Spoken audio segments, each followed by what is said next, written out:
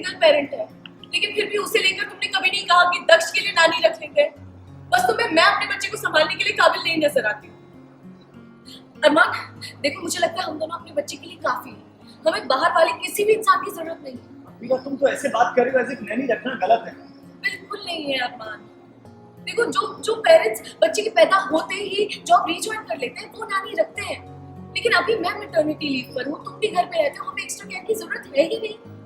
मैंने तो सुना था कि बच्चे के आने के बाद पेरेंट्स और क्लोज हो जाते हैं, लेकिन तुम तो दूर जा रहे हो, साथ ही साथ पूकी को भी लेकर जा रहे हो। अरमान, आई अंडरस्टैंड कि तुम चिंता कर रहे हो, लेकिन तुम इस चिंता में मुझे मेरे बच्चे के लिए स्ट्रेंजर मत बनाओ प्लीज। और मेरे ऑफिस जाने के बाद इसे मेरी जरूरत पड़ी तो अभी ना ये मेरी सबसे इंपॉर्टेंट रिस्पॉन्सिबिलिटी है। मैं अपनी रिस्पॉन्सिबिलिटी तुम पे डालकर कैसे जा सकता हूँ? मेरी रिस्पॉन्सिबिलिटी तो तुमने अजनबी के हाथ में दे दी थी, मैं तो फिर भी तुम्हारी वाइफ। अमीरा, मैं सिर्फ तुम्हारी लाइफ इजी करने की कोशिश कर रहा था। अमीरा, मैं सिर्फ तुम्हारी हेल्प करने की कोशिश कर रहा था। हाँ, तुम करो ना, करो प्लीज, टीम वर्क करते हैं ना। कुकी को लेकर हम हर चीज डिस्कस करते हैं, तुम अपनी बात रखो लेकिन मेरी बात भी सुनो। और अरमान, मुझे जेन्युइनली लगता है हम दोनों अपने बच्चे के लिए काफी है, हमें बाहर इट्स इम्पोर्टेंट, लेकिन अभी तो मैं मैटरनिटी लीव पर हूं और तुम भी ऑफिस नहीं जा रहे हो, तो हमें एक्स्ट्रा हेल्प की क्या जरूरत है? वेल सिनारियो तो ये है कि थोड़ी उथल पुथल फिर से मच गई है घर में। यहाँ पर एक तरफ एक खुशहाली आई थी पूकी के ज़रिए, लेकिन यहाँ पर अरमान जो है मेरा बेटा, वो इतना ओवर पोजेसिव हो गया उसके बारे में, खुद हद से ज़्यादा उसके बारे में चिंता करने लग गया है कि उसको लगता है कि his way is the highway, that's it.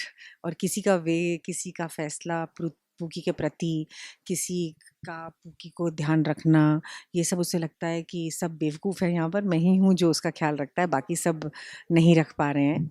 और यहाँ पर वो सबसे नाराज़ हो जाता है, सबको गुस्से में बोल देता है, और हम लोग जो है उसे समझाने की कोशिश करते हैं लेकिन वो नहीं समझ रहा है। And finally I think Abira और उसके बीच में कुछ होता है, थोड़ी सी उनकी मुठभेड़ होती है और वो पूकी को लेकर जाने लगता है। और यहाँ पर मैं और मासा देखते हैं और मैं बोलते, कहाँ लेके जा रहे हैं तू?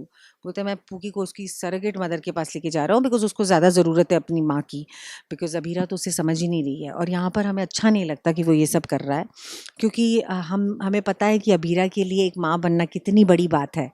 It's a different life for her all together, उसके लिए भी और अरमान के लिए भी। और मैं एज विद्या थोड़ा समझ भी सकती हूँ कि अरमान क्यों इतना पोजेसिव हो रहा है, बिकॉज उसे अपनी माँ का जो शिवानी का जो प्यार था बचपन में नहीं मिल पाया, और उसे पता था कि मैं उसकी सौतेली माँ हूँ। हालांकि मैंने उसे अपने बच्चे जैसा रखा है, मेरा पहला बेटा अरमान ही है, मैं हमेशा कहती आई हूँ, लेकिन फिर भी एक होता है ना जो ऐसे पला होता है, उसको लगता है कि मैं अपने बच्चे को सारी खुशियाँ दे दूँ जो मुझे मेरी असली माँ से नहीं मिली है। तो वो भी मैं समझती हूँ, विद्या समझती है, और इसीलिए विद्या जाकर उसे समझाती है कि कि तुम समझो कि तुम क्या कर रहे हो, जिस डर से तुम जी रहे हो कि तुम्हारी खुशियाँ जो है वो तुमसे फिर से छिन जाएंगी, ऐसा नहीं होगा। पूकी आ गई है, अब अपनी पत्नी के साथ, अबीरा के साथ और पूकी के साथ अच्छे से रहे। लेकिन वो उसको लगता है कि मैं समझ रहा हूँ सब कुछ, और मैं बोलती हूँ ये एक नया वो मिला है तुम्हें, एक नया रास्ता मिला है जीवन जीने का तुम तीनों को, लेकिन वो नहीं समझ रहा है। और वो एकदम बोलता है ना, आंखें बंद, आँख गांधी जी के 3 बंदर होते हैं ना, वो वैसा हो गया है ना सुनना ना देखना ना बोलना कुछ, बस एक्ट कर रहा है वो जैसे करना चाहता है। और वो यहाँ से बस यही है। और यहाँ मासा उसको थप्पड़ थप्पड़ जड़ देती हैं, उसे बोलती हैं कि भाई ये तुम क्या बेवकूफ़ी कर रहे हो, एक माँ का होना बच्चे के पास बहुत ज़रूरी है। और उससे बच्चा पूकी को लेती हैं और अबीरा को थमाती हैं। और यहाँ मैं देखती हूँ अबीरा के लिए मैं खुश होती हूँ, बिकॉज मैं जानती हूँ कि मेरा बेटा जो कर रहा है वो ठीक नहीं कर रहा है, लेकिन जब मैं उसकी तरफ देखती हूँ तो मुझे लगता है कि इसको हमें समझाना चाहिए। और ये भी दुखी हो रहा है इस वक्त, इसे भी समझ नहीं आ रहा है कि ये अनजाने में ये जो चीज़ें कर रहा है वो सारी चीज़ें अनजाने में कर रहा है। तो ये अभी है सिचुएशन, अभी आगे देखते हैं क्या होता है फिर।